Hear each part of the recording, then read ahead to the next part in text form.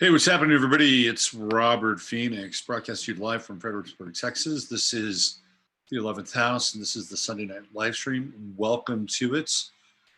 We're starting a little bit late today as I have been preparing for tonight's show, and I've got a really big show for you tonight. 3 charts we're going to look at intensely. One of whom is the chart of Beto O'Rourke. And I'm going to look at his chart with 2 things in mind, well, 3, because I had to rectify his chart. There's no time for Beto. I'm an educated guess here with his birth time and rising sign. So that's one thing. But 2, I'm looking at it from purely the astrological aspects and potential for his chart. Okay. 3, I'm looking at it in terms of, is he presidential? What does he bring to the table? What kind of theoretical president would he make? Okay. So there are 3 things that'll be going into looking at his chart. 1, the time that I assigned. 2, what do the stars say? Is this guy lined up to become and be taken seriously as president of the United States? And 3, what does he have, right? What's beneath the hood? So we're gonna be looking at that tonight. I've also got a couple of other charts that I'll be getting into. I think they're interesting. And they're the charts of Steve McQueen and Ayrton Senna. And I'm gonna look at, they're born very close together. And I'm gonna look at the charts as they relate to their lives and also their deaths. And we'll find some interesting things in terms of the energy and aspects around their lives and the evolution of their lives, personal history, deaths, et cetera, et cetera, et cetera. So that's going to be the arc of today's sort of chart reading. Of course, I'll be looking at the chart of the moment. We're getting ready. We're getting really close to getting out of Mercury retrograde. Oh, so close. We can almost feel it. It's 5 days away on the 29th. The number 29 plays an interesting story here with Mercury retrograde. It went retrograde at 29 degrees almost 3.5 weeks ago. It goes direct at it was 18, I think, but it goes direct on the 29th. And then the shadow of Mercury retrograde will complete its cycle on the 29th as well. 29, 29, 29. You've got 11, 11, 11, 33. So I think this is a very interesting Mercury retrograde. And it also represents, I think, the epitome of the end of the zodiacal cycle in Cancer. And that there is this potential for things dissipating and then some new kind of energy, some new kind of form, a new idea can then emerge. I've talked about this before. Now, what's really interesting is that we had a big event 2 weeks ago, and that was the shooting in Christchurch, right? It was on the Ides of March, so it was 10 days ago. 10 days. It wasn't 2 weeks, it was 10 days. So it was on the 15th, and I've talked a lot about that event. And it was a Mercury retrograde event. And there are some blemishes and some glitches in that video. Clearly, they're there. There's the CGI stuff, which I've talked about. Max Eigen over on the Crow House did about an 18-minute video where it may not even be able to be up there, but he spots at least 3 or 4 frames in the video where there's somebody walking around in it like a red-orange jumpsuit.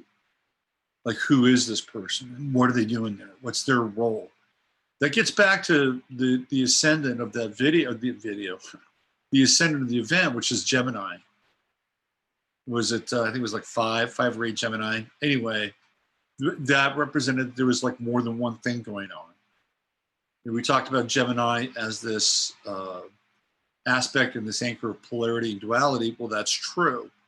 And there's also this idea that there could be more than one event, more than one shooter, more than one staged reality taking place, which I believe happened. And one of the glitches also inside of the video was there's a license plate number of the car that was clearly seen. And Max Eigen thinks that that's the reason why they don't want anybody looking at this video, is because number one, they'll see it's either the same figure or it's a figure that's dressed in the same kind of red jumpsuit apparel in a number of different frames, plus the license plate number. So everything is memory hold, right? It's all memory hold now. You can't share it. You can't bring it to the surface. Although I've seen clips and snippets of what took place, at least here in this country. Clearly, in New Zealand, I think it's a different kettle of fish. Anyway, Mercury retrograde event. What's going to come out of this? Will anything come out of it? If there's true justice, there will. It will. It may not always happen the way we understand it too. Like sometimes things happen, and sometimes there are events that manifest themselves in truth, in justice, but they may be not directly related to the event. It's kind of the way the universe works. Anyway, let me check in with you guys in the chat room, see what's happening there. Hey, we got some peeps. There's Beth, there's Judy. Reno Healing, what's going on? It's Linda Gordon. Well, hello, Linda Gordon. There's Heather. What is happening, Heather? And Matt, too. Hi, Matt. Paulette's here. And there's Alexis and Richard. Hey, howdy, Joan and Shari and Justice. What is going on? Hey, Red Hot Chili Peppers. I know you did that. We talked about that a little bit. I should look at that. That they did a show. Like we should look at the amount of miles between. Hi, Sally. Like Giza and Christchurch. We can just do that right now. Let's look at that. Distance between places, 2 points. All right, here we go. Let's find out. This is between two places. Hold on. Let's see if we have some kind of. Here we go. So we have from Giza, Egypt, right? To Christchurch,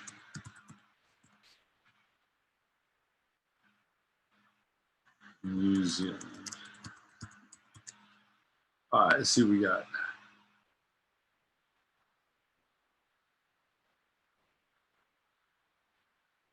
Okay, it is in a straight line. Let me do a little bit of a screen share for you guys so you can see what I'm looking at. Give me a second here.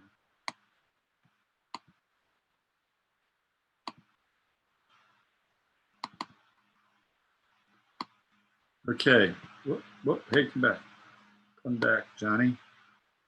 Okay, so here's Egypt, and here is Christchurch. That's a straight line.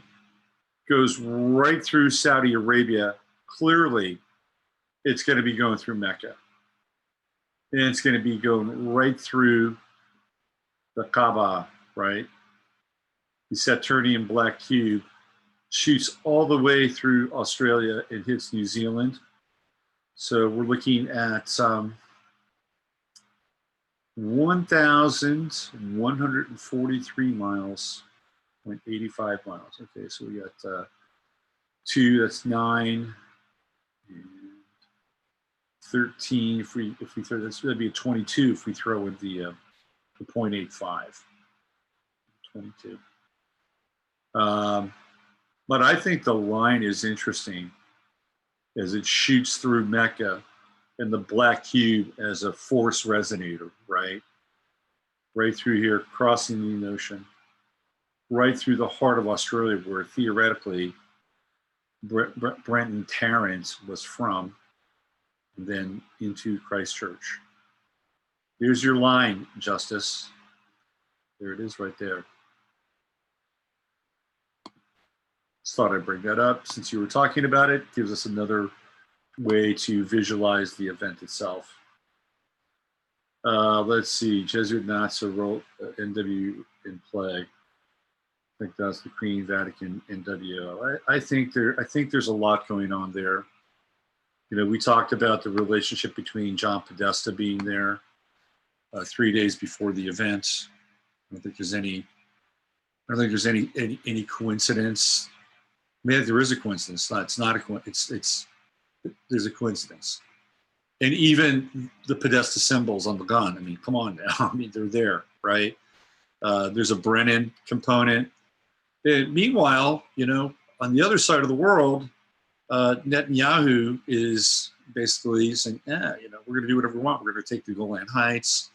You know, they absolutely pounded Gaza, you know, while this was going on. You know, so I had heard that the Mueller dossier, the Mueller report was going to be released on the Ides of March. And so this was going to somehow also run interference. Linda is right. The Queen's got her fingers in everything. Everything is pretty much connected to the Crown Corporation. If you want to check that out, get into the Serco material, and you'll see what I'm talking about. But that line running through Gaza was, from Giza through Kaaba, the Mecca, is interesting. Do other people here remember when New Zealand was at the 10 o'clock position in Australia and now is at the 5 o'clock Mandela? I don't. Some people might. I don't, you know, the Mandela effect, I'm not really like pulsed by it in some ways. Although I know that there are things that have changed, like the Born in the USA record, where Springsteen used to have a bandana coming out of his butt. Now he's got like a baseball cap. Now, how did that happen? Where did that happen? And even the spelling of his name is different. It used to be Steen, right? Bruce Springsteen. His little sister went to high school in one of the cities I lived in. Some of my friends went to high school with her, and that's how her name was spelled. Pam Springsteen, with 2 E's. That's changed now. So yeah, the Mandela effect. There's some weird shit, but you know, I don't pay that much attention to it because it drives you fucking nuts. I think, right? That's what I think. And time and place is slippery enough as it is. I've experienced alternate timelines, so they exist. And are they bleeding into this one? Quite possibly. Can we thank CERN for their efforts in helping to accelerate this? More than likely. What's going on down there? Let's see. Kevin Annette, I'm definitely Canadian Commonwealth. What else we have here?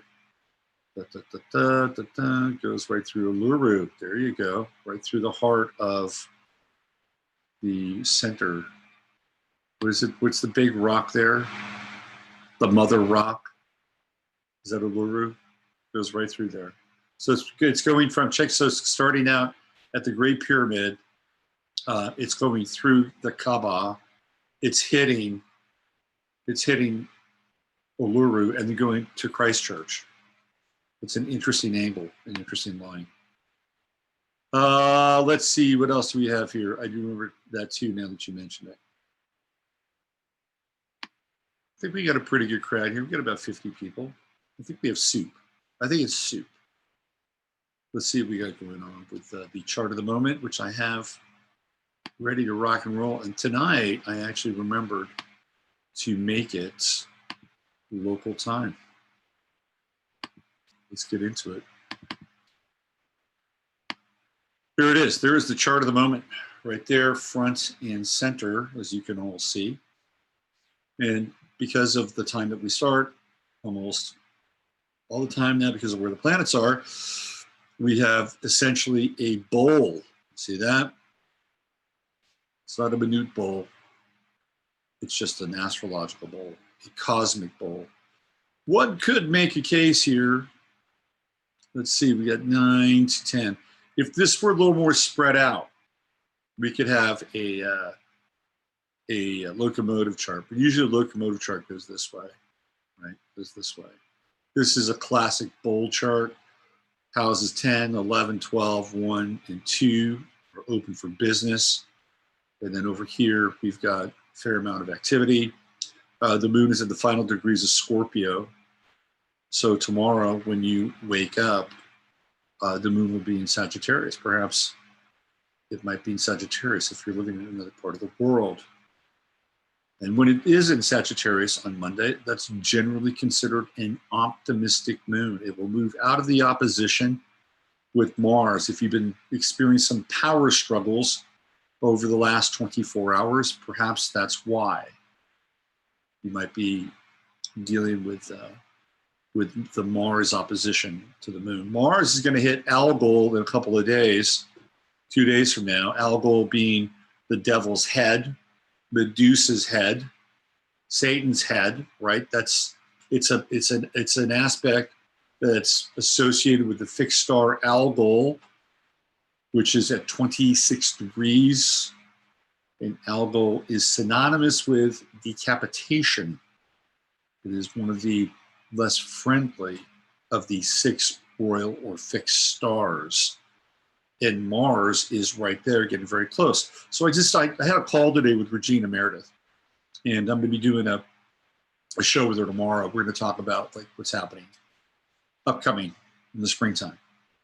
And I brought this up with this Mars conjunction to Algol. She said, "Well, what does it mean? What do you think it means?" And I thought to myself, well, if we're dealing with kind of literal interpretations, it could actually mean a beheading in a very public kind of way. And we've seen that one of the mechanisms of retribution with this war between Christianity and Islam that they're desperately trying to stoke, that the beheadings have been actually used. People have been executed. So would this happen? Would we see some form of retribution for the attack on the mosque in Christchurch? Quite possible. It would. I mean, look. You know, it's not like I'm going too far afield here to make a not so subtle prediction. Okay. Because of what's happened, where Mars is, the conjunction with Algol, and how it might all shake out. Right? It's possible. I'm talking about we'll be talking about a head injury tonight as well, and when I deal with one of the charts. So it's gonna be kind of a topic and a theme. The other thing I think with this Mars conjunction with Algol are things coming to a head. And it'll be really interesting to see what happens tomorrow, Monday, because they dropped that Mueller report on Friday. Now, of course, there's going to be, and already has been, a great deal of consternation and angst that's been displayed and expressed by the people on the left. And Mueller, who was their hero, has quickly descended into the role of goat very quickly, right? Just almost overnight. This was their knight in shining armor. Robert Mueller, the sharpshooter, the assassin, coming to town. He's going to take down the Donald. There's nothing there. Now, of course, there's going to be a hue and cry about Mueller's hands were tied, and where the courts were allowed to, have their investigation, and were they able to accrue evidence. And we're going to hear a lot about that. That's coming, right? But things are coming to a head. Things are coming to a head. We have to deal with the fact that given the parameters of this investigation, which was dropped specifically on a Friday, so that the weekend could go by and there could be a weekend cycle of activity, and then they can crank out the 5-day news press or the 5-day news cycle on Monday, not just 24-hour 5-day. It'll be interesting.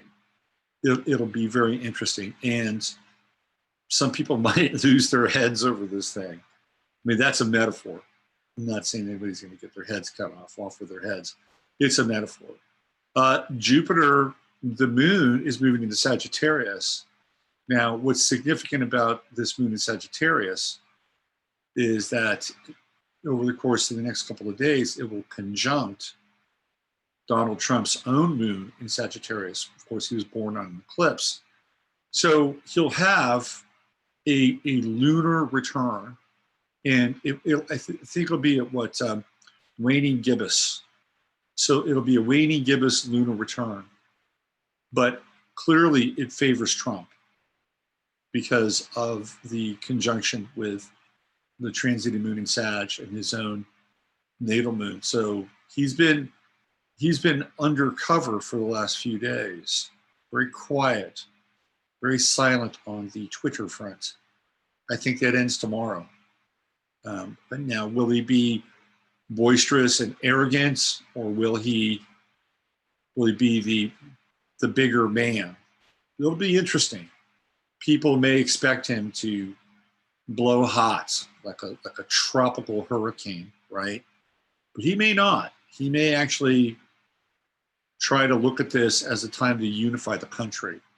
It'll be interesting to see how he plays it, because he's going to have this moon conjunction. So one of the pieces around the moon in Sagittarius is a sense of kind of emotional righteousness, or this idea that the emotions are connected to some expression of truth. And here there could be a great deal of energy around that for Trump.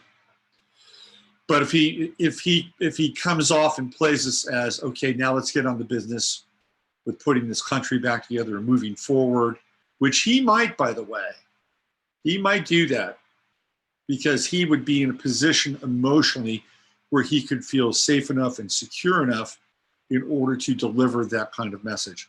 Or he just may go off the res again and really get into the righteous indignation.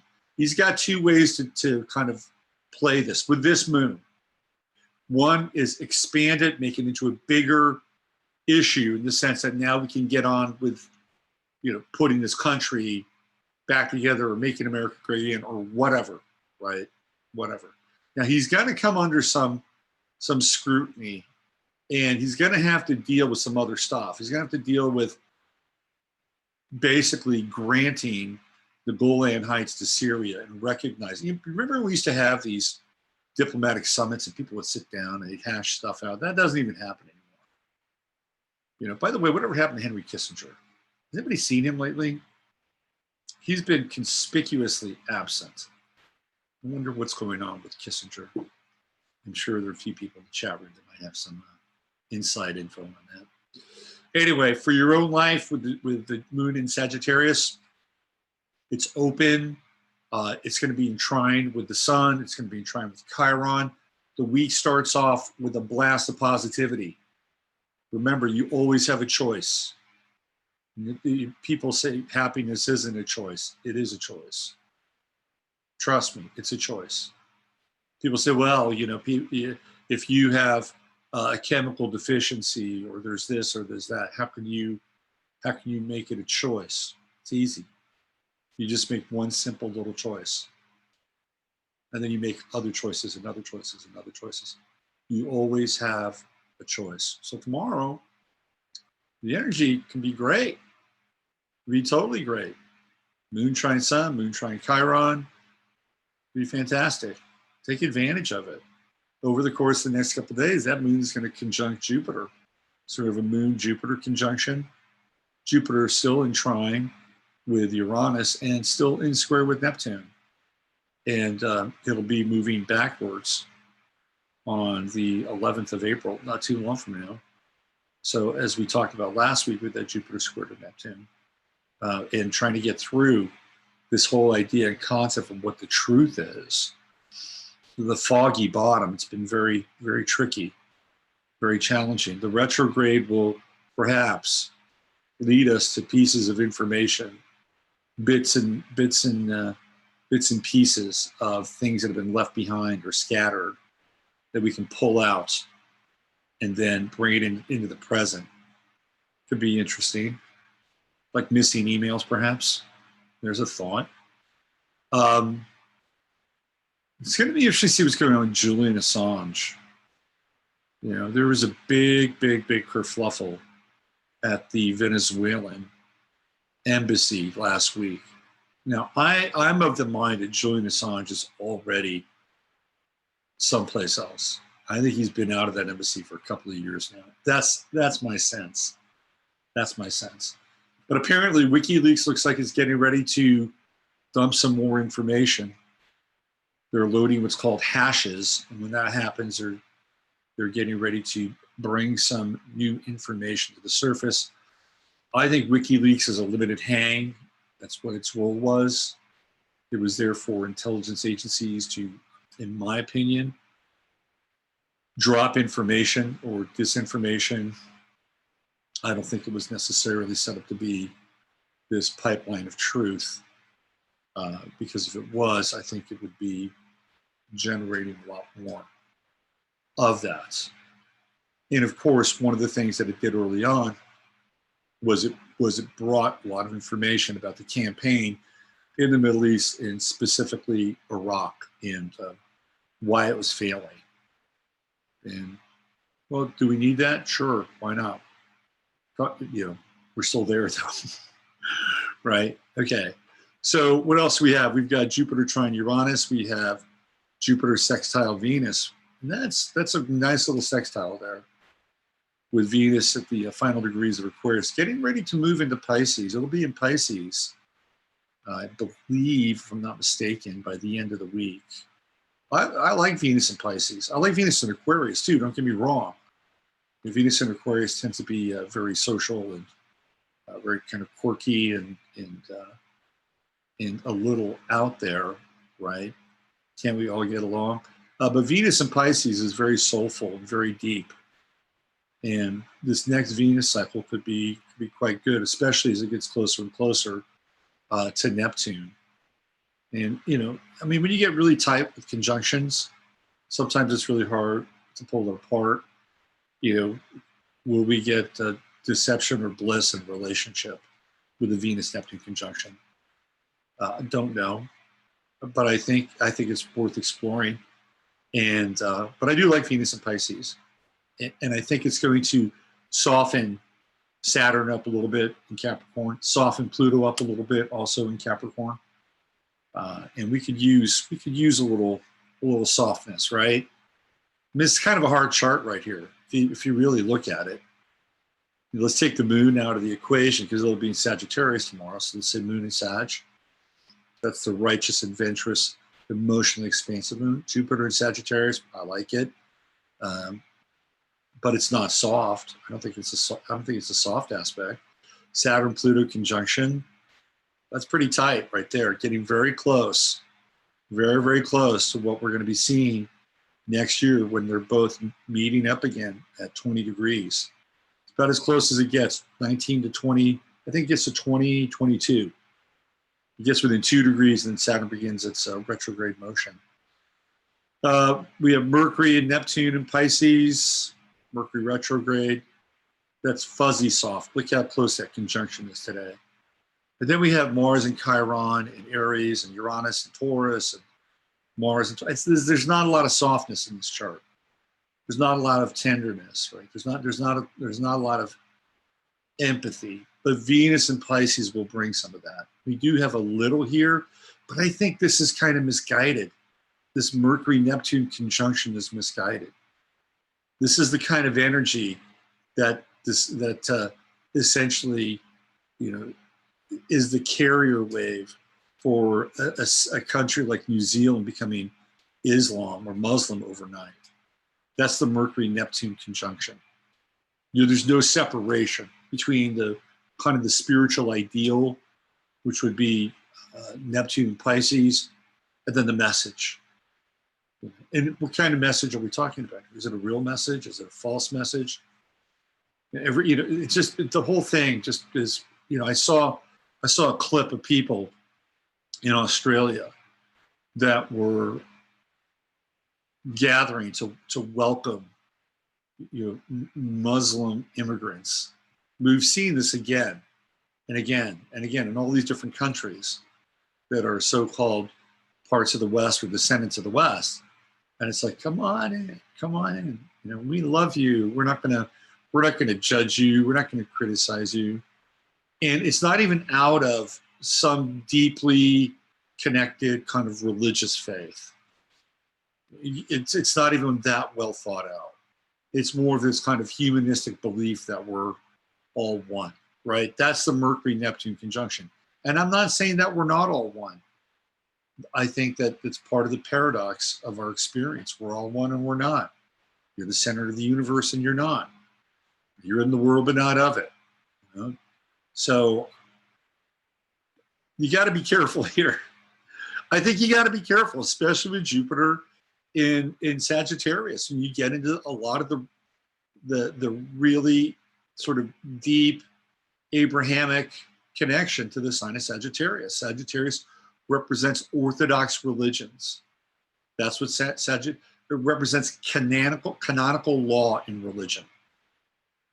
All of our so-called law, municipal law, city law, country law, international law, it all comes out of religious law. It all comes out of religious canonical law. And that's what Jupiter and Sagittarius has in spades. And that connects us back to the three, quote unquote, Abrahamic faiths. So here we have that, and here we have the square to Jupiter, and then that tight conjunction with Mercury. It's deception. I think it's potentially very deceptive. Very deceptive. You know, we've been essentially, we've had our consciousness and our hearts and our emotions hijacked ever since 9/11, where there's this public event or this collective event, and we've got Paris strong, Christchurch strong, Boston strong, Parkland strong, never forget, right? I mean, it's just been this entire kind of cyclical, emotional production. And I think people are worn the fuck out, to be honest with you. I think we're worn out. And I think it's part of the strategy too, but we're worn out. How much more emotion do people have to go, I just, you know, and then where does it lead? If they keep going down the spiraling cycle of downward ahs, it takes them into, oh my God, humanity. Oh my God, this is terrible. We live in such a terrible, what's going on? And then it's like people start to look around. All right, whose fault is it? Whose fault is it? Oh, it's that son of a bitch, Trump. It's that Trump bastard. Right? And the whole thing starts all over again. So I read a piece on my show on Thursday, and I think it was from the Newsweek or New York Times. I think it's New York Times, talking about how Jacinda Ardern was hitting all the right notes. She was responding to this crisis in a way that was completely framed out and within the parameters of the crisis and the trauma. And they were lauding her ability to be inclusive and welcoming.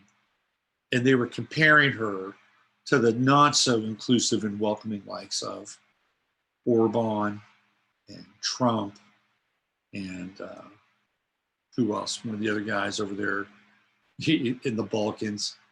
And basically saying, okay, there are these guys and they're involved in this nationalistic ideal, which is about separating people, having borders, keeping certain people out. If you really look at what Trump's doing, that couldn't be further from the truth. I mean, this last month, there was a huge amount of people that came through the border, huge amount. That's not counting the N1, what are the N151 visas, right? The stable visas. I mean, and that's not even counting the program they've got with the UN, where they're bringing in all these people from all these different countries, right? So let's be clear about this. Trump may talk a really good nationalistic game, but facts are facts, and that ain't happening. Now, if you go to a place like Poland or Hungary, those guys are pretty real about the deal. They're pretty straightforward. And even Salvini in Italy, right? He's like, no, we're cutting this off. So I could see where they would want to make these associations, but that's what they're doing, right? They're saying, look at her. Isn't she great? Isn't she wonderful? Isn't she doing? This is the model. This is really the model now of, you know, what global leadership looks like. That's the Mercury-Neptune conjunction, because there's absolutely zero kind of critical now. It's all based on emotions. It's all emotionally based. And this is where really sort of the heart and identity, or the heart of identity politics, is located. It's in the emotional zone. It's totally in the emotional zone. I mean, even Ocasio-Cortez talked about that. She's like, what happens if we sacrifice a few facts in order to get to the subject at hand? Or what if we're able to come to some new truth, even if we have to sacrifice a few facts? Because it's the feeling that matters, not the ability to go through something and have a rational discourse or break it down or look at it. It's the Mercury-Neptune conjunction. And to be quite frank, we've been dealing with this ever since Neptune went into Pisces. Ever since Neptune went into Pisces, we've been dealing with just all waves and waves of emotion, waves of emotion. And then we've got these peddlers of emotional exploitation who are just indulging in it, absolutely indulging in it. And so out of this continued cycle of, bringing these emotions up and flushing them, bringing them up and flushing them, they're indoctrinating people into a new belief system and a new religion. And that religion is kind of an offshoot of secular humanism, which has absolutely no center, has no defined boundaries. It has no real moral precepts for right or wrong, because in secular humanism, everything is variables. Everything is relative. It's all relative. And this is what we've been in. And then there's a deeper, darker version of that that's part of the indoctrination as well.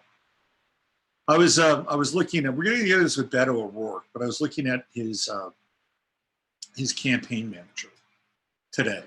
I'll get into it a little bit, and I'll sort of riff on that. We do have a nice sextile between Saturn and Neptune, but with a sextile, you got to work that sextile. If you want to find out what's going on, if you want to find out what's really happening with that Mercury-Neptune conjunction, you've got to apply some Saturnian logic and some Saturnian reason to the whole thing. You can activate it. And this could be the laser that cuts through the fog right here, right there. And Saturn will be retrograding. It goes back to, I believe, 13 degrees. So it's going to be close in a sextile with Neptune, all the way up almost through the end of the year. So there is kind of a redemptive quality to this. But right now, this Mercury-Neptune conjunction, this is where it's real thick. We're going to get, of course, Mercury coming back here again, because it's going to go retrograde to 14 degrees, and it launches forward again. So one more conjunction with Neptune. So we're not out of the proverbial woods yet. Sun Chiron conjunction. I had Zeus Muyanis on my show on Friday talking about the spiritually confident man. I had him on there for a reason, on Friday, because of the Sun conjunction with Chiron in Aries. And I think it's his birthday in about a week or something like that. So it's getting close to his sun sign. So I thought that there would be, the potential for a real kind of meeting of the minds and allow him to really share his work in a very authentic way. And I think the timing was perfect. It was a really, really good exchange, and really connected with Zeus, and he'll be on my show a couple times over the course of the next few months. We agreed to, get together again, and I think what we'll do is we'll look at some cultural motifs, and we'll kind of toss those around and break them down, sort of like two guys talking about sports, but not. But I think that this is a very interesting time for men and for women. And I think if Heather is still in the chat room there, she may have left, but if she's still in the chat room, we did a video a few weeks ago. I think it was maybe about a month ago now, close to it. And one of the things that we talked about was how Heather was involved in the kind of the women's studies program, and she was theoretically a feminist. And then she began to see things and realize that the models that she was being kind of indoctrinated into didn't have a whole lot to do with real life. So the Virgo in her kicked in. And we talked about this on our stream. And what was really interesting is that I read the comments, and it was fairly liberating, I think, for other women to hear her point of view. And I thought, wow, this is great, And I think she was a bit hesitant at first because we were veering off into personal/political, but it turned into, I think, a really good ability for exchange in that sort of chat sequence. And I also noticed that a lot of people didn't like the video. I think maybe more than usual. I don't know.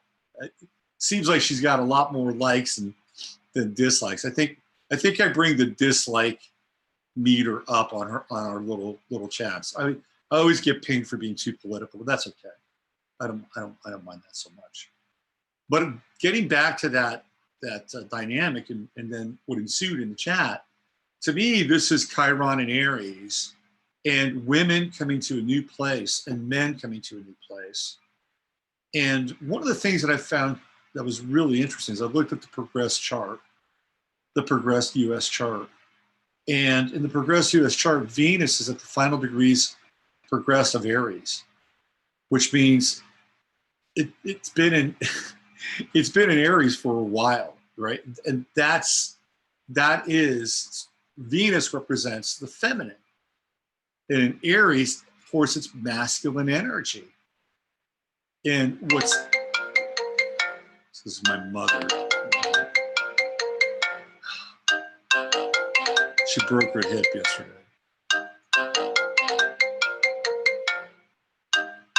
I have to decline it. I'll end the show a little bit early. I can't break in and have her talk while I'm on the show. Sorry, I apologize for that. But yeah, she broke her hip yesterday, and she's going to be okay. But life is tough, man. When you get older, let me tell you, it is challenging, very, very challenging. So anyway, where were we? And by the way, I've been talking to her all day. It's not like I'm just like not taking her call and being kind of a toxic male. No, I've been talking to her all day. She and I have been talking from last night through today, and I talked to her a couple hours ago. So anyway, she's going to be okay, just to let you know. Getting back to this Venus piece, Venus is getting ready to move in the progressed chart into Taurus. To me, this signals a change. This is a change with the feminine. It is coming, right? The feminine aspect is going to change, at the very least in this country, astrologically in the progressed chart. And I feel that, you know, when we look at Chiron and Aries, it really came into play during first wave feminism, which really kicks in around 68, 69. And now, 50 years later, it's the Chiron return of that moment. And how are women really feeling? How are they really dealing? How are they processing this kind of latest wave or latest iteration of feminism, which seems to be really even more kind of anti-male than it's ever been. It's not even that thinly veiled anymore, at least from this kind of feminist potential or the feminist context. And I think women are beginning to see, like, I think women really want to contribute and be a part of the team. I really do, right? Just like men want to contribute, be part of the team. And Zeus and I talked about that on Friday. Now, on the farm, everybody did everything. You know, there wasn't men's work, there wasn't women's work. There was this entity called the farm, and everybody pitched in. And I think that's this idea that people want to contribute and be a part of the team. And at the same time, there can be a different understanding about what that is and how that works. And I feel like there's going to be a softening coming when Venus goes into progressed Taurus, at least in this country, in this chart. But with the Chiron return, I think we get to really revisit the sex roles and power for both men and women. And I think for men, it's going to be a very interesting time. And hopefully a time where men can reclaim some of their innate masculinity and do it in a way that's really integrated. So let's hold the space for that. In a related story, I find this very interesting. Bob Kraft, who is the owner of the New England Patriots, you know, the name of his stadium is Gillette Stadium. And now there's a petition that is asking Gillette to drop its association with that stadium and the New England Patriots, which happened to be one of the most successful franchises in the history of pro sports. Now think about that. Gillette is being asked to make a very kind of telling choice based on a moral indiscretion by Bob Kraft. It's going to be very interesting to see what Gillette does, because whether it's the people who support this version of the best a man could be, which is exemplified in that hideous video, or perhaps it's a kind of trickster moment where there are people who actually believe that the video is hideous and are making Kraft, or theoretically making Kraft, or Gillette disassociate itself from Kraft. It's a very interesting moment. Nonetheless, whoever's driving this, we're going to see what Gillette's made of. We're going to see if they really, really believe their advertising program. Because if they do, they'll take their name away from the stadium. But that's a huge advertisement. The New England Patriots are on TV. They have more national games than almost any other team in the NFL, besides, I think, the Dallas Cowboys. They're always in the playoffs.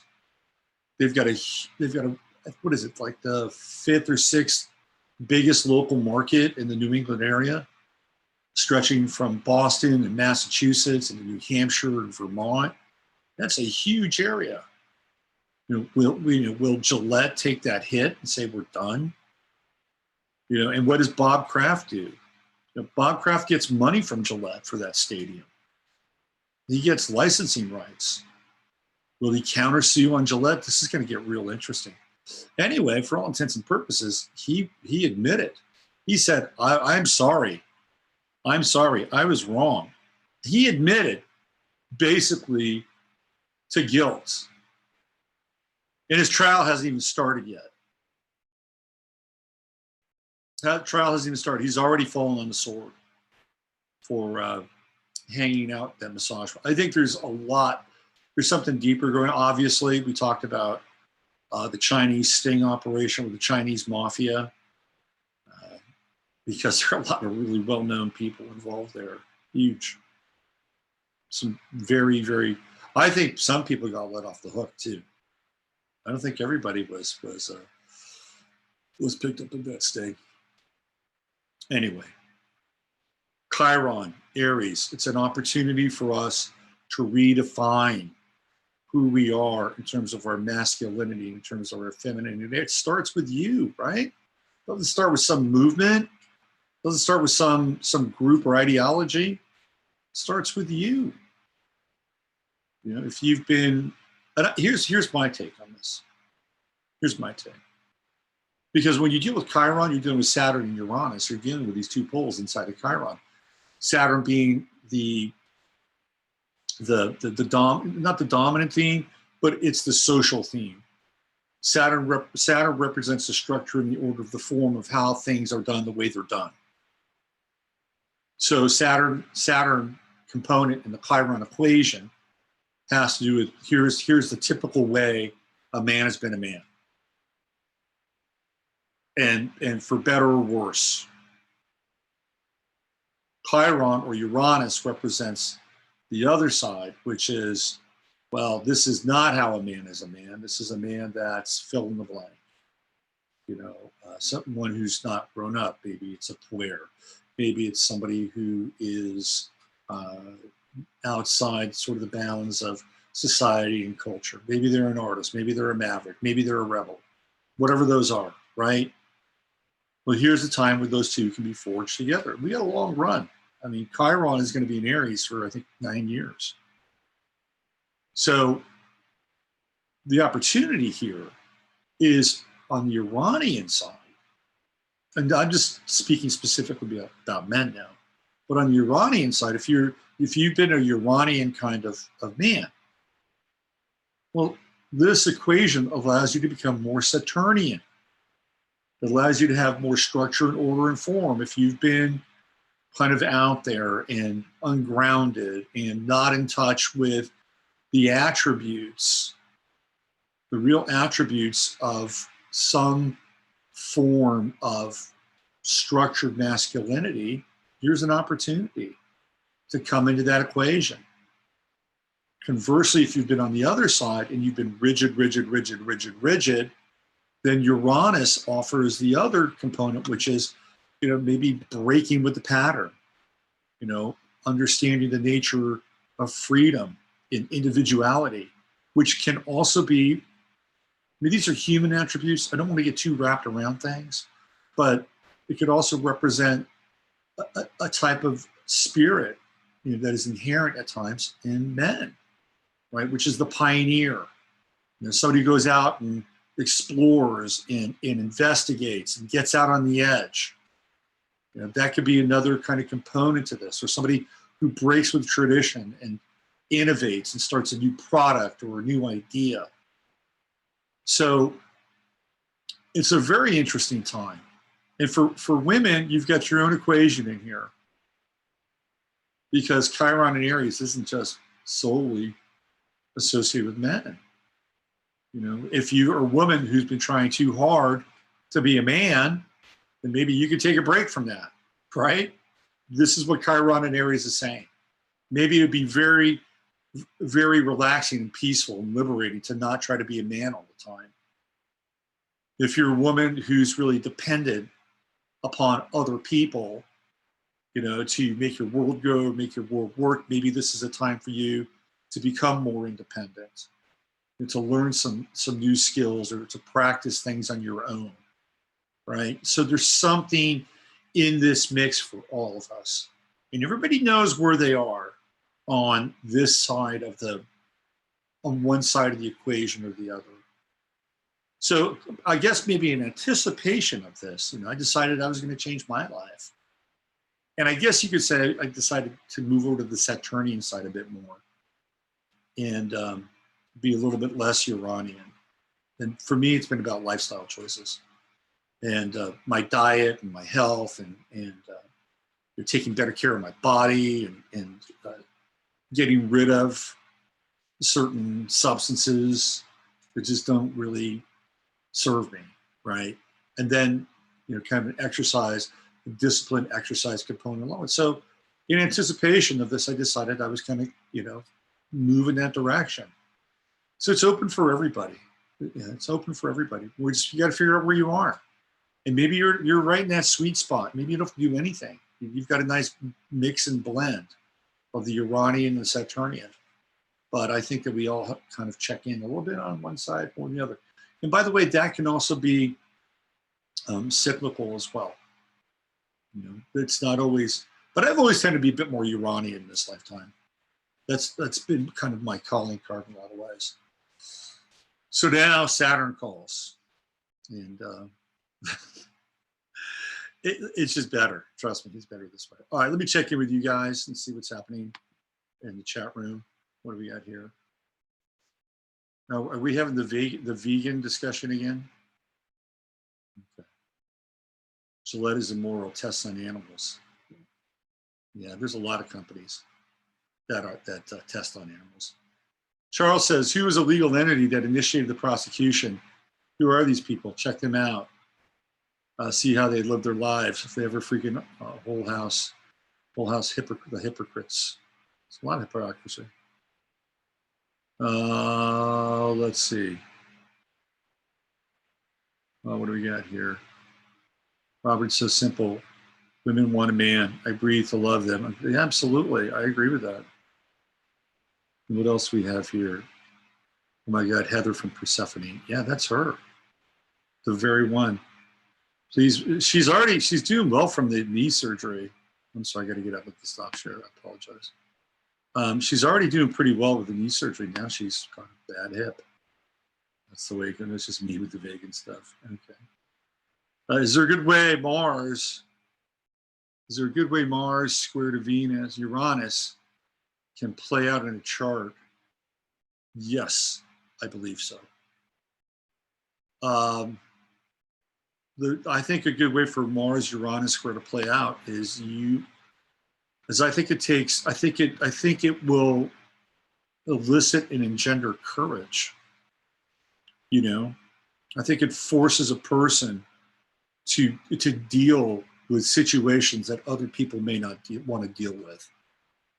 And it may not be sexy and it may not be politically correct, but a Mars-Uranus square is a very intense Mars. And you're here in some ways to buck some kind of a system. But one thing you have to watch out for with the Mars-Uranus square is the contrarian energy and being contrary just to be contrary.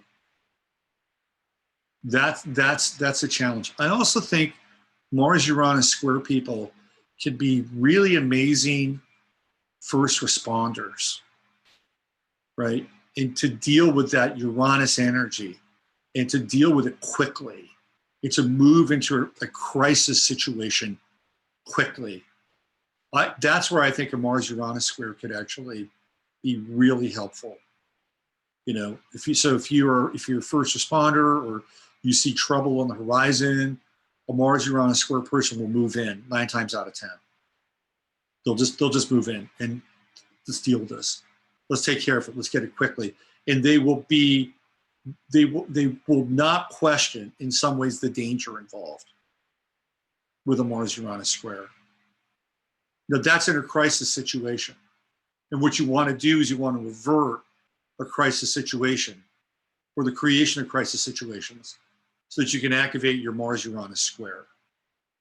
And I think sometimes a Mars-Uranus square may not make you real popular because you probably would stand for things that other people might feel threatened by, and you may be ahead of the curve with a Mars-Uranus square.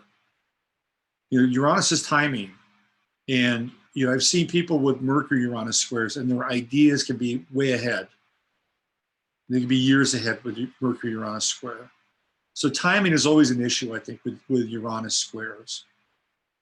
And I think over time, you would probably understand that.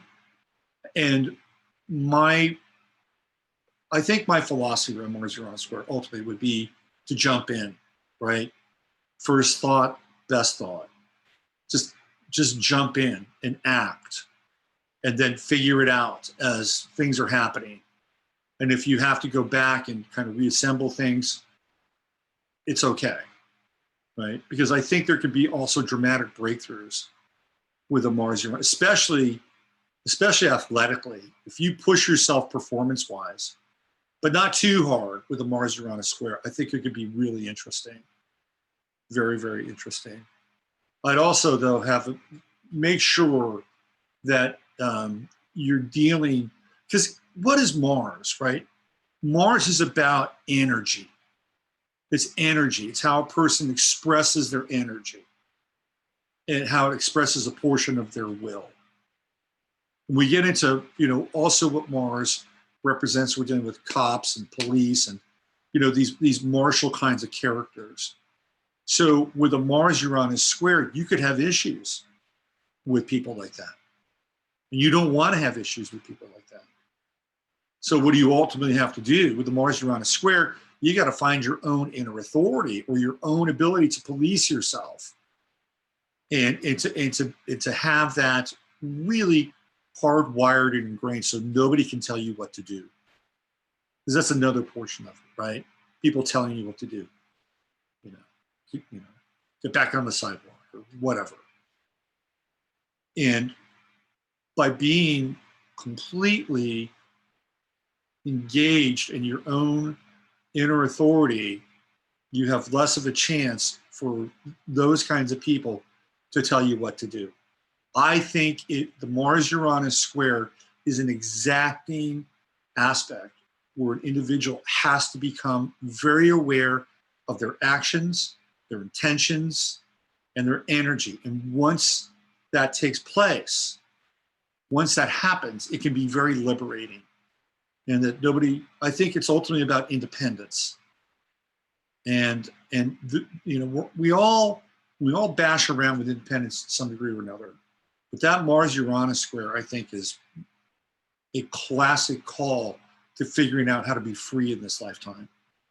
And the most free, I think, is when you're in the moment, whether you're responding or reacting or really being engaged by a crisis. That's when I think the Mars-Uranus square really gets lit up. You just don't want to be doing that all the time. That's my 2 cents around that.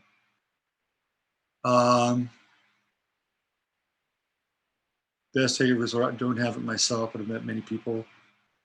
You hear how problematic it is. Mars square Uranus sounds like a lot of energy. Absolutely. What else we have? Let's see. Okay, so why don't we get into some of these charts? Let's get into some of these charts. Do you want to look at Beto? Let's do Beto first. Let's he's the headliner. Usually the headliner closes. Let's just get to Beto.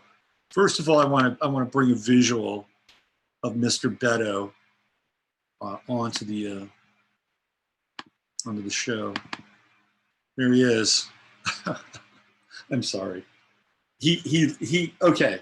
So first of all, he has the classic look of a crypto-terrestrial. Okay, classic look, crypto-terrestrial. If you don't know what a crypto-terrestrial is, look it up. It's like a group of extraterrestrials that have lived inside the planet for a long period of time. Crypto-terrestrial. He's got the classic. He looks like what's his name? Orlando Bloom from the Lord of the Rings. Remember that race with the ears, the pointy ears, and the bow and arrow.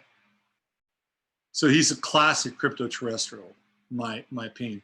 But he's also very tall. I think he's about 6'4", 6'5", and he has a long horse-like face. Now, some people say he looks a little like a donkey. I wouldn't argue with them on that point, by the way. And I think he's got a bit of a horse face. There's nothing wrong with that. You know, that's what happens. You know, people have different kinds of faces. I think he's got a bit of a horse face. So when I looked at it, I'm trying to find his rising sign. I thought to myself, well, I think this guy's a Sagittarius rising because he's got the length, he's got the kind of horse-like crypto-terrestrial head. Okay, so there is no date, there is no birth time for Beto now. Of course, it'll come out, and hopefully I'm close on the rising sign. But we're going to look at some other aspects with him as well. Okay, so I've got him as a Sag rising. Let's get into his chart. Beto. Oh, this guy. Let's see what we got. All right. Here's the Beto chart. Here's the Beto chart. Right there. Beto chart. All right, let's bring it up. Okay, so when I looked at his chart, the ephemeris, one of the things that really jumped out at me is his Sun-Pluto conjunction right here. Sun-Pluto conjunction. And it is very close, very tight, off by 2 degrees. Sun-Pluto conjunction, I don't care who you are, that's charisma. That has an element of charisma associated with it. Now, you could be a crypto-terrestrial giant leprechaun, but you could still have charisma, okay? So this lends itself to that kind of magnetism that this guy has. Whether he's deserving of it or not is completely arbitrary. It's an astrological aspect. And when I set his chart right around 17 Sagittarius, which puts Jupiter, the ruler of Sag, in the first house, it puts that Pluto right on the midheaven. Now, Beto O'Rourke better hope that this is his birth time. Because if it is, then look, I think I'm going to go out on a limb here. And well, let me get into his chart a little bit, okay? So he's got the Sun, Pluto. He's got a ton of Libra in his chart. Sun, Pluto, Uranus, and then of course we have Juno, and then we have Ceres, all in the sign of Libra. And here it would be in the 10th house. He has Mars in Virgo, 27 degrees. And then over here, he's got, what is that? Vesta right there. No, I'm sorry, that's not Vesta, that's Pallas. Vesta's over here. He's got Pallas at 22, Virgo conjunct Mars, 27 Virgo. So that's it. You know, to me, Pallas is like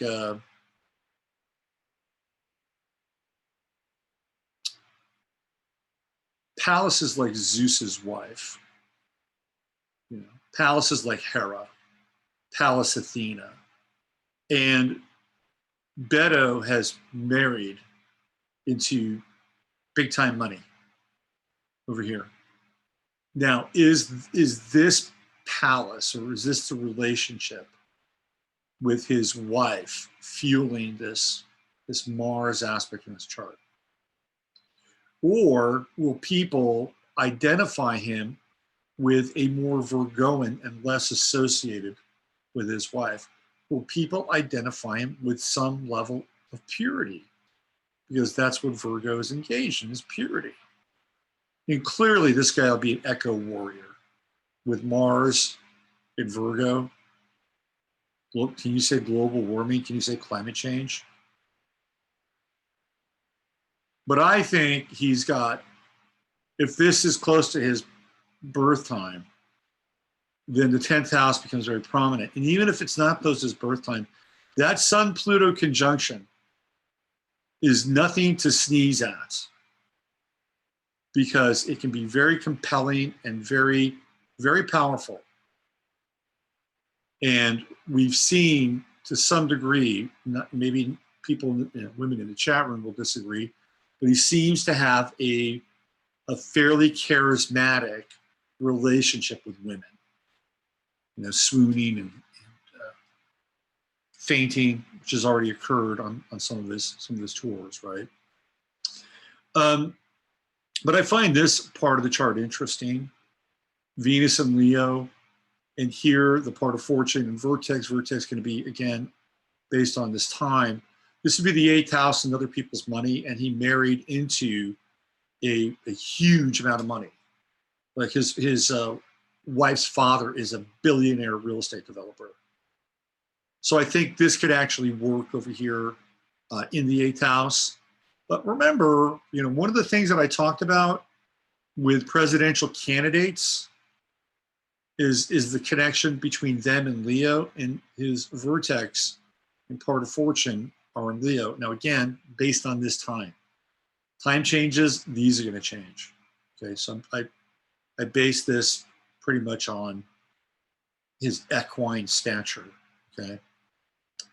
Now, over here, which is, I think, interesting, this is Saturn, and it's in the 7th house, which is Libra. Libra has to deal with law and balancing. His father was a judge. And there are 2 elements to the father in the chart, the sun and Saturn. And oftentimes the sun is indicative of the influence of the father in the individual, whether it's a male or female, doesn't matter. The father can be very influential in terms of career path. His father was a judge, and his father and the judge, and the judiciary branch is essentially a 10th house branch because they rule on law coming from the 8th house. So here's Saturn. Over here, there's Vesta, the eternal flame, in Gemini, and it's squaring Mars. That's kind of interesting. The authority issues. Saturn-Mars squares authority issues, and we know that he was arrested a few times. And bit of a checkered past. And then he's got this thing with the cult of the cow. You guys check that out? See that? He has moon in Taurus, which is connected to the bull and cows. And he was a phone freak. He was a phone hacker. And he did it for fun, right? Is there a connection there between the cult of the cow and the moon in Taurus? Maybe. Maybe. He's got that moon opposition to Neptune. I would say that with the moon opposition to Neptune, this is somebody who could be bought. I'm sorry. Moon-Neptune opposition. Now, on the one hand, Neptune could be very inspired, right? Very inspired. There could be a level of aspiration, and then bringing it down into the moon in Taurus, make it grounded. I think he might have some of that. He seems dangerously earnest at times. But I also think that there's the potential here where he could either be bought or he could be misled. Okay? My 2 cents. I think he's very ambitious. Extremely ambitious. First of all, he's got Jupiter in Capricorn. Number 1. Number 2, he's got his true node in Capricorn. And Jupiter is squaring all these planets. To me, that's ambition. Anytime Jupiter gets into square with like Pluto and the sun, are you kidding me? That's big time. So don't be fooled by his kind of goofy awestruckness. This guy is really ambitious, and he wants to get to this pinnacle of success with Jupiter and Capricorn at 0 degrees. So I think I have another chart for him. Let me see if I can find it. There's more. I'm going to get into more of this chart, but I just want to make sure I have the other chart. Maybe not. I'll just go from here. Okay.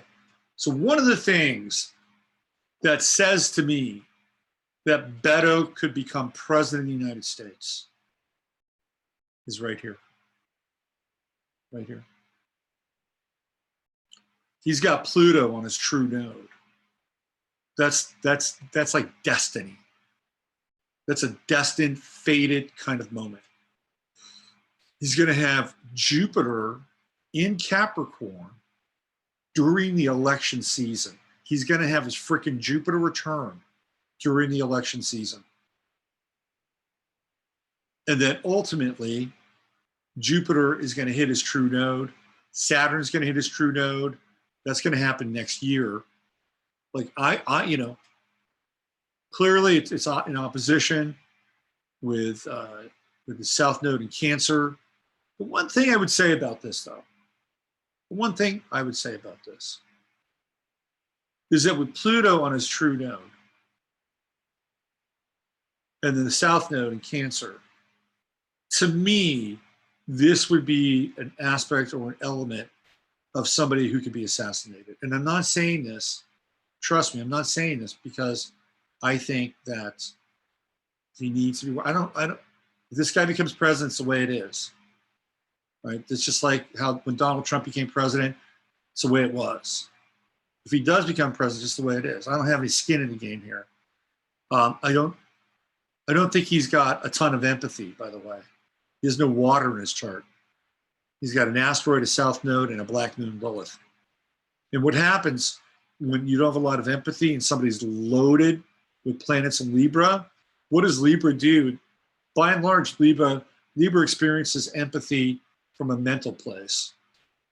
Libra will say, okay, this person feels this way, so by approximating how they can feel, then I can feel or put myself in their shoes. That's kind of a borderline zone of sociopathology, to be honest with you.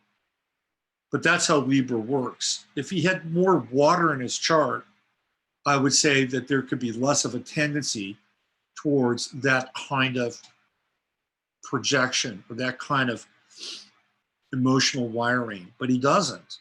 So he's really dependent in a lot of ways on all these planets in Libra for him to project into the other and understand how the other feels from a mental perspective. The Pluto on here, this Pluto opposition, I think it's because Pluto is it's got a sense of a fatality about it, right? There's no gray area. There's no gray area. So he either becomes president with this, or he's gone, right? This, I mean, he's moving into, in my estimation, kind of he's putting all of his chips in, and this is an all or nothing life move. And I don't care if he ate dirt after he lost to Ted Cruz. I don't care if he wrote a short story about fantasizing killing kids, which he did. I don't care if he was part of some weird kind of hacker cult. You know, we've all, I mean, do I care about it on some level? Yeah, perhaps, right? But the reason I'm bringing it up is because there are people that won't care. That's really what I'm trying to say. There are people that won't care. Kid stuff. That was kid stuff. We all did that stuff. I in fact, almost found myself going into that. We all did that stuff when we were a kid. The story about killing a kid is kind of weird. Okay, that's really kind of weird. All right. That said, this is an all-in moment for this guy. Personally, I think he could win the election based on this chart. I'm just telling you. Based on this chart, I think he could win the election. Now, do I think he's presidential? No, I don't. Unless he goes through a very intense transformation with that Sun-Pluto conjunction. He also lost his father, right? That's another Sun-Pluto conjunction, death of the father. If he could go through transformation, he might be presidential. Who knows? Who knows? Might. But I would say by and large that the charisma factor is huge. But I'm not sure this is a presidential chart. And the reason why, I think it lacks empathy. Even Trump's got 3 planets in Cancer in his chart. Mercury, Venus, and Saturn. And whatever you think of Trump, there are times when he speaks and you can feel some empathy there. You can feel it. I don't think he's manufacturing. It's in his chart. He may be a lot of things, but I think he can actually channel some empathy. There is none here. Now, Neptune is in the 12th house. Again, it's not a bad position for Neptune. And there's idealism. No matter where Neptune is, there's always going to be idealism in people because of the sextile. And people will sense that. Oh, he's idealist. I mean, there's something about the Mars in Virgo, all the Libra, where he becomes user-friendly. So I think he could be elected based on this chart. What's going to be very interesting is the opposition with Chiron here and his relationship with abortion. Because I think he's got kind of the look that Middle America might buy into. But Chiron and Aries opposing, the Sun. What were we talking about here? It's wide opposition. That's Chiron opposing. Uranus normally and Mercury. The Chiron-Mercury opposition is saying stupid shit. That's what I think. It'll be very interesting to see how his position on abortion will frame this whole thing. But don't kid yourself, an ambitious guy, inborn astrological charisma, kind of a sense of purity, some idealism, but easily led, I think, with Neptune opposition Moon. And a clear lack of empathy with the lack of water planets in his chart. That's my assessment of Beto O'Rourke. In terms of he's got Algol. Look at that. He's got Algol very close to the moon. That's interesting.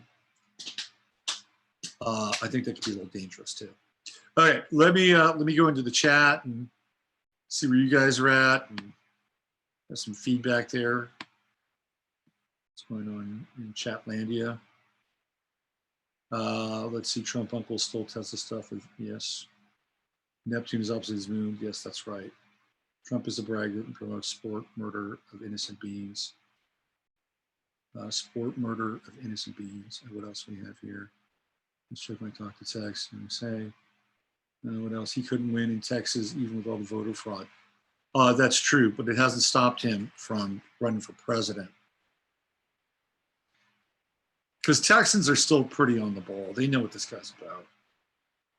But the rest of America may not. And I'm not endorsing him by any stretch. I'm not. So there's your report for Beto O'Rourke. There's your astrological insight. Does he have a presidential chart? I would say no. Does he have a chart that could get him elected? Yes. Yes, I think so. And he's running at just the right time. I'm telling you. He's going to get an updraft with Jupiter and Saturn and Pluto right on his true node. So there you go. Beto. Beto. Let's see. Who's next? Who am I talking about next? What about this guy?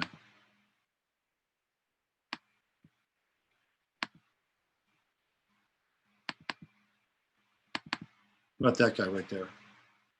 Steve McQueen. One of the coolest mofos on the planet ever. Bit of a troubled dude, but the epitome of cool, right? Right there. Right there. And you watch his movies are still like on point. There's just, the guy was kind of an amazing actor, and particularly based on his history and his roots and where he came from. I'm going to get into his chart a little bit, and we're gonna go down the Steve McQueen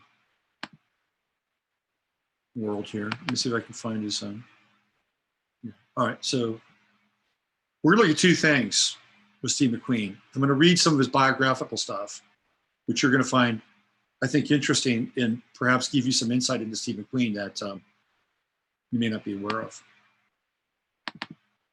So here's his chart. Cancer rising, Aries on the midheaven, Uranus on the midheaven as well, with Venus, Sun at 3 degrees Capricorn in conjunction with the midheaven. How about that? No, he doesn't have a Mars-Uranus square, does he? He does have a Saturn-Uranus square. So one of the things that happened to Steve McQueen, first of all, his father was a pilot, but he wasn't just any kind of pilot. His father was a stunt pilot. He was a barnstormer, and he, was one of these guys that went from town to town where they did these aerial shows over town. So that's part of his gene pool. So he gets his kind of daredevil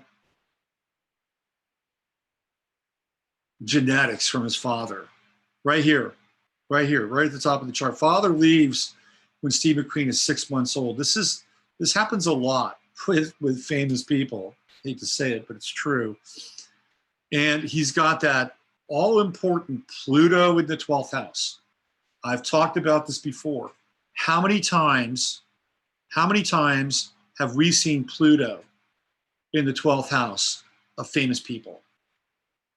A lot.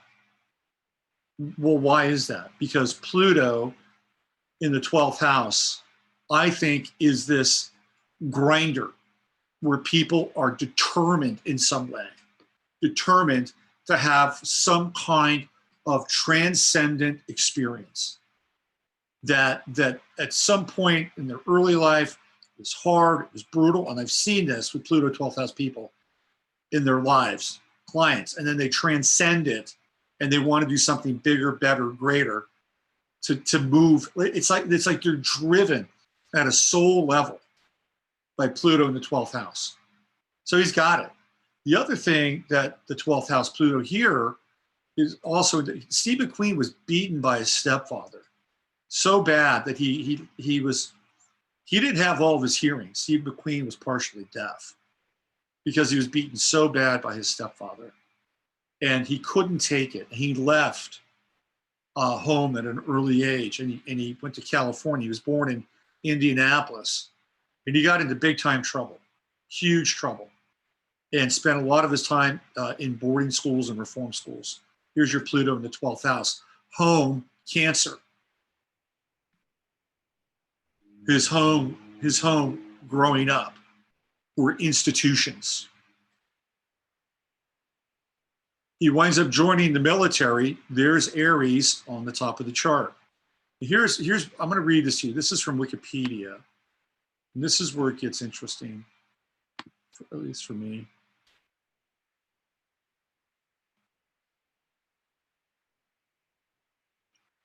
Let's see here. So in 1947, McQueen joined the United States Marine Corps, where he was promoted to private first class and assigned to an armored unit. He initially reverted to his prior rebelliousness. Where do we see that? Uranus on the midheaven, squaring Saturn. This guy was rebellious. Why? Because he had a really messed up relationship with his father. His birth father, who was non-existent, the stepfather who beat the living hell out of him. He had a rebellious relationship. There it is, squaring off against Saturn, right there. See that? Right there. His Saturn's at the same degree as my Saturn. Interesting. Here's the rebellion. So he joins the military. Here's your military service, Aries on the midheaven. Here, this is what's interesting.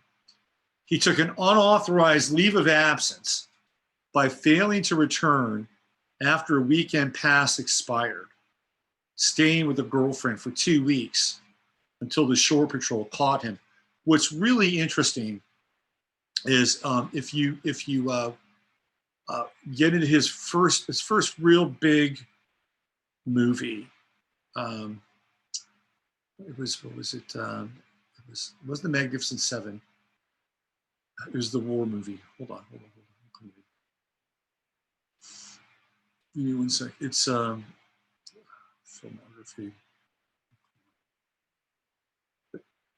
the sand pebbles. I think it's the sand pebbles.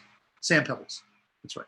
In the sand pebbles, he plays a guy who has to go back on shore to get his buddy who went AWOL to spend time with his Chinese girlfriend. So in a weird way, he's playing out this role. Now, I don't think that they wrote that into the script for Steve McQueen, but he plays the role of the guy going to get the buddy, and he was the buddy while he was in the Army, or in the Marines. Anyway, let me keep going here.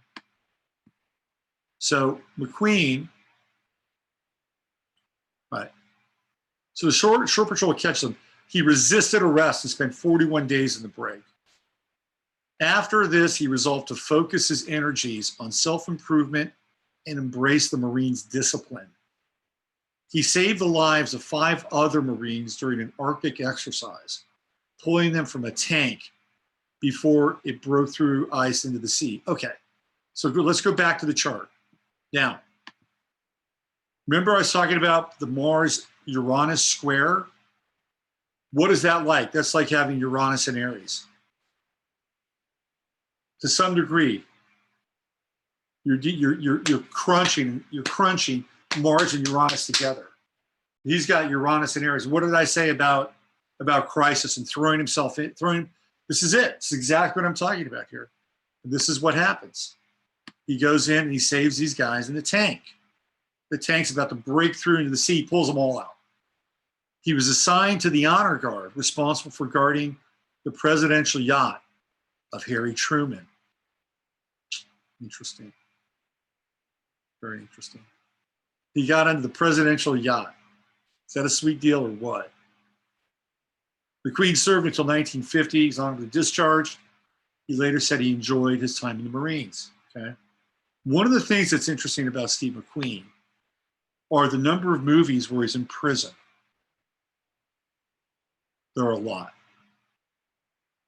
He's got The Great Escape, which really puts him on the map. The Great Escape, it's a prison film. Where is he? He's in the Army. Okay. What else? He's got Papillon. It's another prison film where he winds up staying on one of these islands that the French used as a prison. Dump him on the island, right? Papillon. In The Getaway with Ali MacGraw, he plays somebody coming out of prison. He's actually in prison for part of the movie. He's in prison in 3 of his films. Pluto and the 12th House. And he made an enormous amount of money off of those films, particularly The Getaway. Another film, this is interesting. The movie that he made, the highest grossing film Steve McQueen was ever in, was The Towering Inferno. And what does he play? He plays a fireman. And what is he? He's a first responder. Right there, top of the chart. That's his peak in terms of his salary. And after The Towering Inferno, he doesn't have a whole lot of interest in acting after that. You know why? Because it was his goal to make more money than Paul Newman in a movie. That was Steve McQueen's biggest goal in life, was to make more money than Paul Newman, who, by the way, is an Aquarius, right? And there's Uranus, Aquarius' ruler on the midheaven. In The Towering Inferno, as a first responder, he gets to the top of his chart, the top of his game, the financial top of his acting career. And then after that, he travels a bunch and rides motorcycles. He's also a race car driver, motorcycle driver. He's driven by speed and danger. It's a theme in his movies, a theme in his life. McQueen rode Le Mans, drove in Le Mans. He drove in the Baja Rally, was it the Mint 500? He did all that stuff. He did the Lake Elsinore Rally. I mean, he was way big into speed and danger. That was his thing. Uranus on the midheaven. Obviously, money was important. True note in Taurus. Now, what's also interesting is that he goes through a phase when he dies where he has to deal with mesothelioma. I'm going to get into that. Here he's got Mars in Cancer, which I think is Pisces rather, which is really, really terrific for acting. It's great for acting. And I think that the discipline that he found ultimately with the Mars-Saturn sextile is what got him through and was able to allow him to get his life together, right? Mars is martial. It's in the 8th house. You know, it's hidden, tucked away, cloaked away. Jupiter and Gemini. Gemini's speed. It's speed.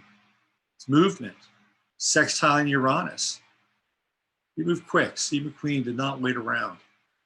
He did not wait around for people's permission in a lot of ways.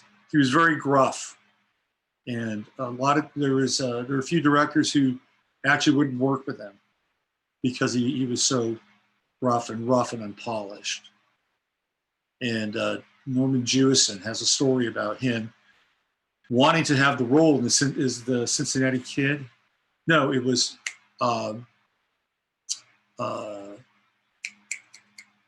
the bank heist movie with what's her name?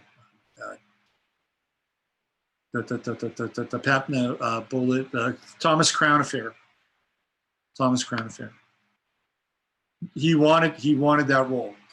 He wanted to play opposite Faye Dunaway in Thomas Crown Affair.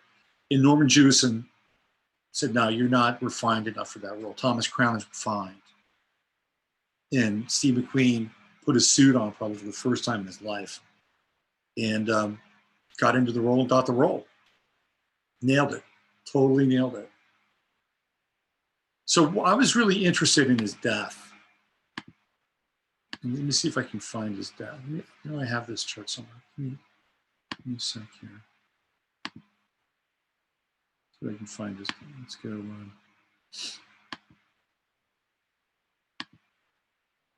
Like this. Uno momentito, my dear friends. I'm gonna find it. Okay, so let me go in here. So I want to show you something. This is was very interested in McQueen's passing. Let me see if I can find it here. Okay.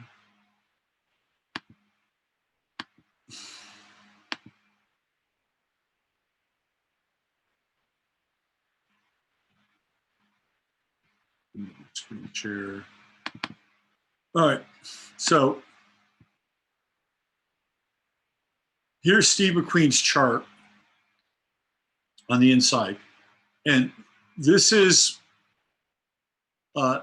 December 22nd, 1977, where he exhibits the first signs of mesothelioma due to a lot of asbestos he was around in the Army and also with his racing gear. And here's Pluto down at the bottom of his chart. There's the true node in Libra. And what is it doing? It's squaring his natal Pluto in the 12th house. This is the first sign of Steve McQueen's demise. And by 1980, at the age of 50, Steve McQueen will die with a virulent bout of mesothelioma, really aggressive tumors. And he went and found treatment in Mexico, in Rosarita Beach, very unconventional cancer clinic. Whoops. But it's the Pluto square that to me, it's like, wow, here it is. Here it is. Right, almost at the cardinal point of his chart, squaring off its Pluto in his 12th house. Also, the opposition to Uranus. Quick. Within 3 years, Steve McQueen would be dead. by 1978, a year later, which that's when he was diagnosed, at that point, Pluto was around 20 degrees. So it was right here, but the process had already started, it had already begun. We also have a Neptune square going on with his sun right here.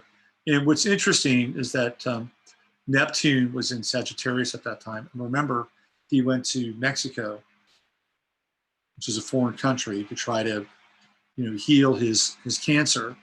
He did Laetrile, coffee enemas, that sort of thing.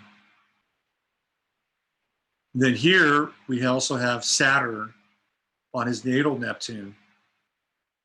This is interesting because when he's in Mexico, right around 78, 79, he runs across Billy Graham in Mexico. And Billy Graham gives him a Bible. And Steve McQueen starts reading the Bible. Steve McQueen begins to have kind of a religious conversion. And I think this could very well be the Neptune and Sagittarius energy, which of course is trining his Venus and trining his Uranus. It's a very pivotal time for McQueen as an individual, somebody with a body, but also spiritually as well. I think this is probably a time where he got right with everything. He tried to live. He didn't lay down. Here we have Chiron, which is interesting. He's almost at his Chiron return. And this is the body, and it's right on his true node. Right, by the time he would hit 50, he would begin to experience his Chiron return in the sign of Taurus, the wounded body, opposite Uranus, transiting Uranus. Interesting stuff. Can we always chart and track somebody's demise or their exodus out of the body with a Pluto square? Maybe it depends. Depends on where Pluto is. It's got Pluto in the 12th house. Pluto is here, right in the 4th house. This is the emotional center of this chart. I would say you'd have to look at it on a case-by-case basis. But I thought it was very interesting, to say the least. And his life, man, what a life. Even related to that midheaven with Aries and all the Aries, Bullet was a huge film for him. Huge. So was The Magnificent Seven. It's interesting because The Magnificent Seven it's a film that has to do with a team and a group. And he has Jupiter in the 11th house. Apparently he was a pain in the ass on the set. Yul Brynner couldn't stand him. Couple of big egos, but not big men. They were both kind of small. None of those guys were real big. They weren't Beto O'Rourke, let's put it that way. Okay.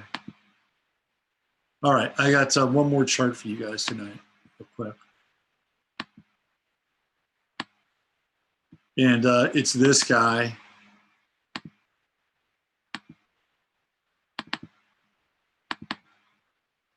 This is Ayrton Senna.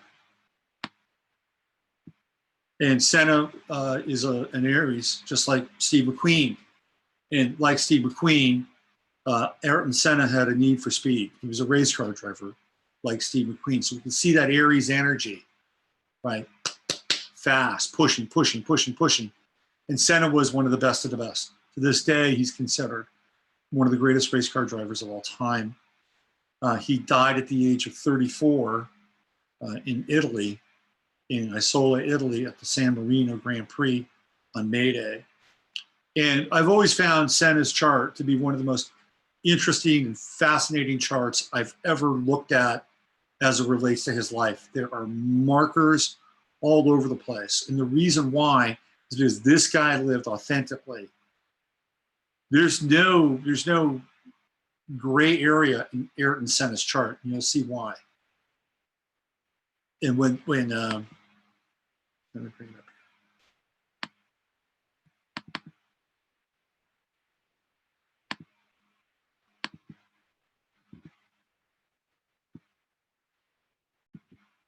Okay, so here's his chart. Aquarius rising. What first planet? What do we see? Mars. Hello? There's Mars right there. Right? Where's his sun? 0 Aries. So he has Mars in the first house, and then he has the Sun, 0 Aries, force of nature. Senna was driven, absolutely driven. He comes from a wealthy family, right? We have the Moon, trine Pluto, Jupiter trine Pluto. That's wealth. Very close relationship with the mother and the father. Saturn Moon conjunction, very tight, 12th house. Senna was also very religious. Now, he wasn't a crazy party guy, but he definitely loved women. He's got the Venus trine to Neptune and Pisces, Pisces on the midheaven. Look at that. It's exact, just about, right? 28 minutes separation. And when he drove, there were times where he felt as if God was driving the car, or that he was put into a kind of transcendent state by the speed. And it's interesting to hear him talk about this process. And a lot of people didn't like him because he was very religious. But because of his faith in a lot of ways, he was able to do things that other people just could not do with a race car. And what's fascinating about Senna is that whenever they would have a race, in fact, the first race that he won, which is the Portugal, the Grand Prix in Portugal, and this was in 81, 82? I think it was 81. It's the first Formula One event race he wins. It rains heavily. And instead of backing off, he winds up using the water. It was a Senna trademark that when the track got wet, he got faster than everybody else. Venus and Pisces, Mercury and Pisces, trining Neptune on the midheaven. And this guy was an icon in Brazil. He was about as close as you could get to a religious icon in Brazil. A tremendous personality, kind of a pain in the ass. But there was never anything that you did not know where you stood with Ayrton Senna. He had a very complex relationship with his racing partners, particularly Alain Prost, who was on his team. Prost was part of the McLaren team, and they had a contentious relationship. Karmic. Prost is a Pisces. There you go, South Node in Pisces. One of the things that typified Senna was purity, and he talks about this a lot. He talks about, they ask him, what's your best memory around racing?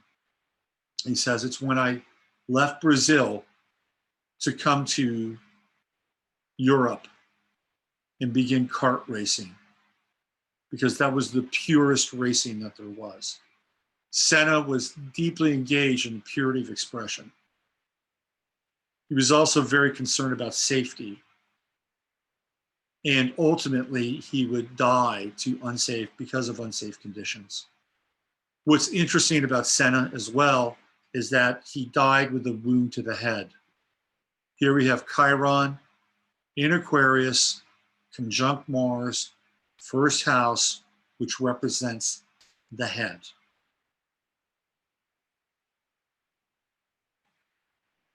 Anyway, it's brilliant. The guy's brilliant. Totally brilliant. Brilliant race car driver.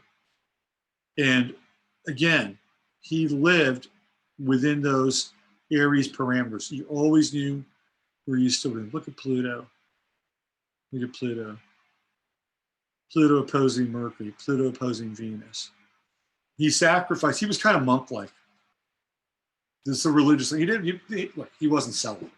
One of his girlfriends was Xuxa, okay, from Brazil. Anyway, but he did separate from his wife or his fiancée, because he wanted to be a full-time racer and devote everything to full-time racing. There's that Pluto opposition to Mercury, Pluto opposition to Venus. So I wanted to look at his death. And I wanted to find out what happened on May 1st, 1994. And I actually found the time of the crash. So this was what was happening. Here we see Senna's chart. Okay. Well, we've got the sun here, right? So let me give you the run up to this. So this race was fraught with difficulties and fraught with tragedy. Rubens Barrichello, who was another Brazilian race car driver, crashed in the qualifying round, and Senna was very close to him. And then Roland Ratzenberger crashed as well during qualifying about a day later. And Senna was so engaged in that moment, so engaged that he got into, this is really weird. He gets into the car. It's like a car that is going to be like a pace car for the race. And he gets into this car and he drives to where Ratzenberger is on the track. How many other race car drivers do this? They take Ratzenberger to the hospital. Senna goes there. And he dies. And he's with him. This was not a great friend of his. But he was a fellow race car driver. So Jupiter right there, right? Jupiter in the 11th house. The team. Trining Pluto. He comes back that night. And he has a very rough night. Very rough night. And he's weeping. He wept the whole next day, or the time before the race. That night, the day before, he wept. So I believe it's Alan Williams, who was the head of the team, said, "You don't have to race." And even the guy who was the physician for Formula One said, "You can retire right now. Come fishing with me." And Senna says, "The only thing I know how to do is race. That's the only thing I can do." And then that night, he spends time in the Bible, and he gets a Bible passage. And the Bible passage that he shares with his sister is, "Tomorrow, God will grant me the greatest of gifts." He's gone. He died doing what he loved. And while he had a foundation, took care of people in Brazil in a lot of ways, a post-racing life of Senna seems almost unthinkable in some ways. So I was looking at the chart. I'm like, where is the catastrophe? Where is the catastrophe? So I was looking at transiting Pluto. Well, okay, well, here's transiting Pluto here. It's in Scorpio. Pluto is in his 10th house. Squaring, guess what? Chiron. Pluto at that time is at 27 Scorpio. He's got Chiron at 29 Aquarius. Remember, he dies when his car essentially cannot make a turn, leaves the track, steering column explodes. He's hit with the steering column here, and then one of the tires that gets caught under the carriage of the car pops up and crushes his head. So he had a blow to the head here and here, right? So we have Pluto squaring Chiron. But then I was really kind of looking. I'm like, okay, I can make a case for that. I can make a case for Uranus and Neptune going through his 12th house. It's not squaring, they're not squaring anything, but it's 12th house. But then I looked over here, and his natal Pluto is right here at that moment, right? At 2:17 p.m. in Imola, Italy.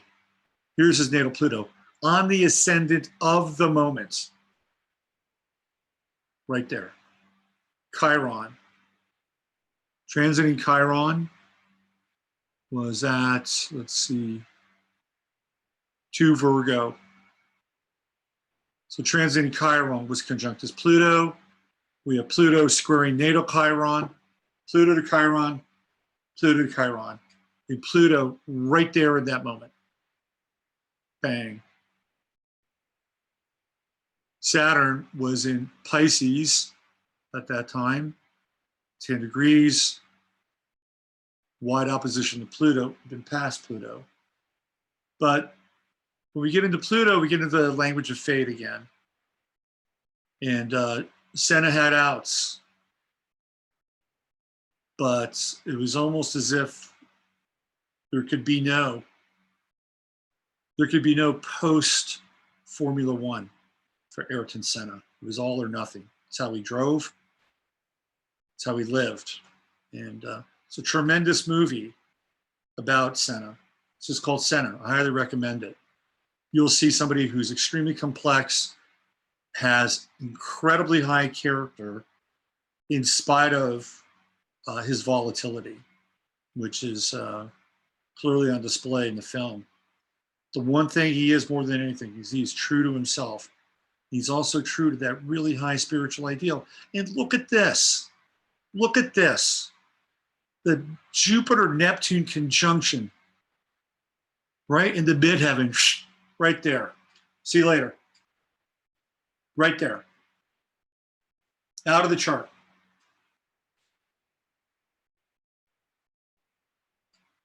The guy's a mythical character. Totally mythical. And even in death, Mayday, wow, heavy. This was the last death on a racetrack in Formula One history. There have been no fatalities since his death. And after he died, they went through huge reforms with Formula One racing. Ayrton Senna, this chart. Okay. Let's see, where are we in Chatlandia? He should have smoked weed and chilled out. Are you being funny? Are you being funny? I hope you're being funny because the guy's a serious character. And he lived a life that most of us couldn't even begin to understand, right? So, adrenaline junkie, so what? So what if he's an adrenaline junkie? It's how he lived his life. It's how he lived his life. Suicide? No, I don't think so. He put a gun to his head. He was doing what he loved. He was doing what he loved. Yep, absolutely. Watch the video. Watch the documentary. You may come away with a different take on Ayrton Senna. All right, I'm going to get out of here, ladies and gents. Thanks for being around. Thanks for being a part of tonight's show. What else do we have here? Let's face it, dual class or social security should be produced. Okay, what else? Texas. People are going to be in New Mexico. Please identify the date and the location. Okay. So Billy Graham, I'll tell you, Charles, since you asked. So you find it. Let's see. Let's see. So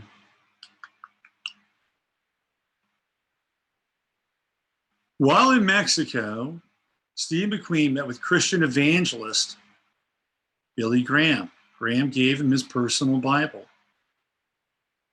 Well, a Bible he was holding when he died. There's a citation needed on that. So he met him in Mexico. I would say it's probably around 79, 80, right around there. It's funny, he went back to Ciudad Juarez in Chihuahua, and he checked into a hospital that had some tumors removed, and he used the name Sam Shepard. There's another really weird thing about McQueen. McQueen was connected to Charles Manson. Very strange. Very odd. 2 months after Charles Manson incited the murder of 5 people, including McQueen's friends, Sharon Tate and Jay Seabrain, the media reported police had found a hit list with McQueen's name on it as a result of McQueen's company having rejected a Manson screenplay. According to his first wife, McQueen began carrying a handgun at all times in public, including at Seabrain's funeral. Sebring had invited McQueen to the party at Tate's house on the night of the murders. According to McQueen, he invited a girlfriend to come along, but she instead suggested an intimate night at home. So Steve McQueen experienced the little death instead of the big death, potentially. There you go. There's your Billy Graham stuff. Okay. All right, we're out of here. Thank you, everybody, for joining. You can find me at robertphoenix.com, and I'll be back tomorrow with 15 Minutes of Flame. Use your head to discern what's real, your heart to step in what's possible. Just real quick, I'm going to be putting together a new webinar, and I'm really excited about this webinar. And it's about cracking the code of the charts. Everything is code, and there are codes and charts. And I've been thinking about this for a while now. So this is going to be a 3-hour webinar about how to crack codes inside of charts using things like astrological hacks, finding the energy of the chart. So we're going to be putting that together. If you have any interest, real interest in understanding how to interpret charts in ways that are connected to aspects, but also kind of transcend the aspects themselves, I'll have some more information on that. So I'll be cracking the code of the chart. That will happen in the next few weeks. Actually, probably about a month and a half from now. Okay? All right, thanks again. Thanks for joining me tonight. Have yourself a wonderful week. This is Robert Phoenix, and I am out of here.